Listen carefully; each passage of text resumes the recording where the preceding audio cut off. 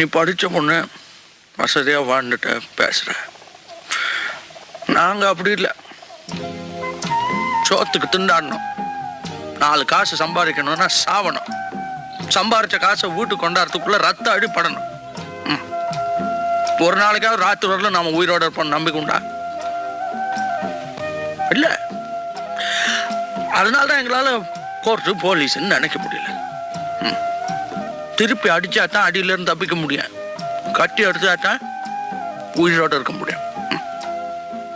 அதுக்காக நீங்க செய்யறதெல்லாம் சரியாயிடுமா? என் மனசுக்கு எது சரின்னு படுதோ அது மட்டும் தான் நான் செய்யறேன். அப்போ என் மனசுக்கு எது சரின்னு படுதோ அதை நான் செய்யலாமா? எனக்கு இன்னைக்கு செல்வா அந்த பையன் அடிச்சது தப்புன்னு படுது. அவரை திரும்பி அடிக்கிறது தான் சரின்னு படுது.